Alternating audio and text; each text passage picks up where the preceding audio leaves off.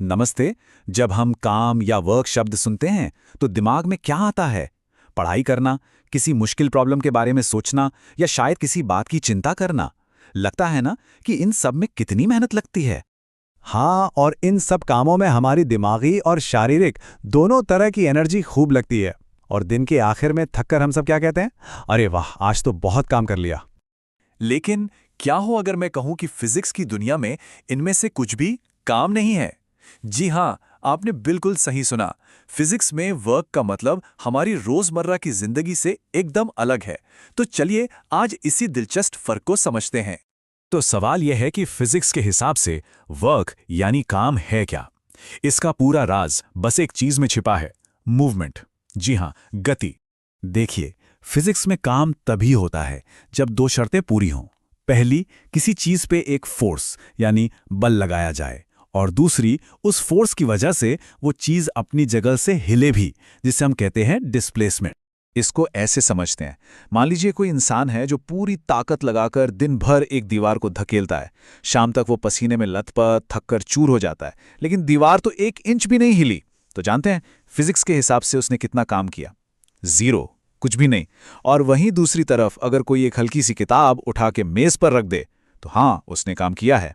तो बस ये दो बातें याद रखनी हैं। पहला, फोर्स लगना चाहिए, दूसरा, डिस्प्लेसमेंट होना चाहिए। अगर इन दोनों में से एक भी चीज मिसिंग है तो वर्क डन इज जीरो, मतलब कोई काम नहीं हुआ।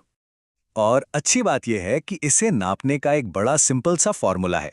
Work is equal to force multiplied by displacement, यानी W is equal to F into S, और इसकी यूनिट होती है जूल। एक छोटा सा उदाहरण देखते हैं। अगर 7 न्यूटन का बल किसी चीज को 8 मीटर तक खिसकाता है तो बस दोनों को गुणा कर दीजिए। 7 गुणा 8 हो गए 56 जूल का काम। देखा कितना सीधा है? अच्छा, तो अब तक तो बात सीधी लग रही थी, लेकिन कहानी में एक ट्विस्ट है। काम सिर्फ होता है या नहीं होता, ऐसा नहीं है। वर्क पॉजिटिव, नेगेटिव और जीरो तीनों हो सकता है, और ये सब कुछ डिपेंड करता है डायरेक्शन पर। जरा इन 3 सिचुएशंस को देखिए। पहला, पॉजिटिव वर्क। ये तब होता है जब फोर्स और डिस्प्लेसमेंट दोनों एक ही डायरेक्शन में हों। दूसरा, जीरो वर्क। ये तब होता है जब फोर्स और डिस्प्लेसमेंट के बीच 90 डिग्री का एंगल हो। और तीसरा, नेगेटिव वर्क। ये तब होता है जब फोर्स डिस्प्लेसमेंट के ऑपोजिट डायरेक्शन में लगे। और ये जो जीरो वर्क वाला कॉन्सेप्ट है ना, ये बहुत इंपॉर्टेंट है और अक्सर थोड़ा कंफ्यूजिंग भी लगता है। सीधी सी बात है, अगर फोर्स और मूवमेंट की डायरेक्शन एक दूसरे से परपेंडिकुलर हैं, यानी 90 डिग्री पर, तो साइंस की नज़र में कोई काम नहीं हुआ। इसका सबसे क्लासिक एग्जाम्पल है एक कुली का। सोचिए, एक कुली अपने सिर पर भारी सूटकेस रखकर प्लेटफॉर्म पर सीधा चल रहा है। अब सूटकेस को गिरने से बचाने के लिए वो फोर्स कहाँ लगा रहा है? ऊपर की तरफ, ग्रेविटी के खिलाफ। और वो चल कहाँ रहा है? आगे की तरफ। तो फोर्स और डिस्प्लेसमेंट के बीच एंगल कितना हुआ? Exactly 90 degree. इसलिए फिजिक्स के हिसाब से ग्रेविटी के अगेंस्ट किया गया वर्क जीरो है। एक और कमाल का एग्जाम्पल देखें। धरती के चारों ओर घूमता हुआ सैटेलाइट। धरती की ग्रेविटी उसे लगातार अपने केंद्र की तरफ खींच रही है। ये हुआ फोर्स। पर सैटेलाइट घूम कहाँ रहा है? अपनी ऑर्बिट में, आगे की तरफ। तो यहां भी फोर्स और मूवमेंट की डायरेक्शन परपेंडिकुलर है। इसका मतलब ग्रेविटी उस सैटेलाइट पर कोई वर्क नहीं कर रही है। कमाल है। तो फिर नेगेटिव वर्क क्या होता है? ये तब होता है जब फोर्स मोशन के ऑपोजिट डायरेक्शन में लगे, यानी उसे रोकने की कोशिश करे। जैसे जमीन पर लुढ़कती हुई एक बॉल।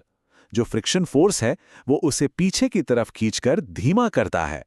तो फ्रिक्शन जो काम कर रहा है वो नेगेटिव वर्क है। तो अब जब वर्क का फंडा क्लियर हो गया है तो चलिए अब इसके सबसे करीबी दोस्त या कहें रिश्तेदार से मिलते हैं, और वो है एनर्जी।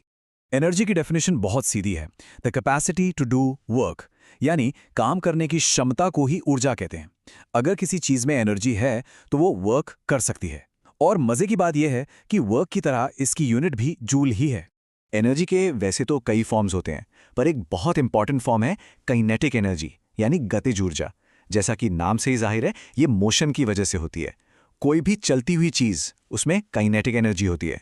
चलिए अब इन दोनों कॉन्सेप्ट्स वर्क और एनर्जी को मिलाकर देखते हैं कि ये रियल वर्ल्ड प्रॉब्लम सॉल्व करने में कैसे काम आते हैं। यहां पर आता है वर्क एनर्जी थ्योरम। ये एक बहुत ही पावरफुल आइडिया है। ये कहता है कि किसी भी ऑब्जेक्ट पर किया गया वर्क उसकी काइनेटिक एनर्जी में आए चेंज के बराबर होता है। सीधी भाषा में, जब हम किसी चीज पर काम करते हैं तो हम असल में उसकी काइनेटिक एनर्जी को बदलते हैं। तो चलिए इसे एक एग्जाम्पल से समझते हैं। मान लीजिए 1500 किलो की एक कार है जो 72 किलोमीटर प्रति घंटे की रफ्तार से चल रही है।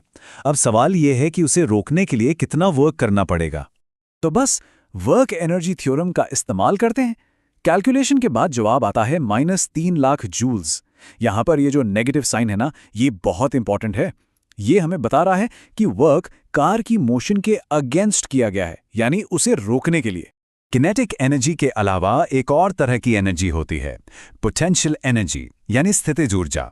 ये स्टोर्ड एनर्जी होती है, जैसे एक खींचा हुआ धनुष। जब हम उसे खींचते हैं तो उसमें पोटेंशियल एनर्जी स्टोर हो जाती है, और जैसे ही हम तीर छोड़ते हैं वही पोटेंशियल एनर्जी किनेटिक एनर्जी में बदल जाती है। तो चलिए आज की सारी बातों को फटाफट समराइज करते हैं। पहली बात, फिजिक्स में वर्क तभी होता है जब फोर्स भी हो और डिस्प्लेसमेंट भी। दूसरी बात, नो मूवमेंट मतलब नो वर्क।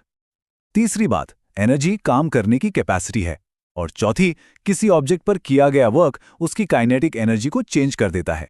तो उम्मीद है कि वर्क और एनर्जी का ये साइंटिफिक कॉन्सेप्ट अब एकदम क्लियर हो गया होगा। गुरु दक्षिणा के लिए चैनल को सब्सक्राइब कर दो।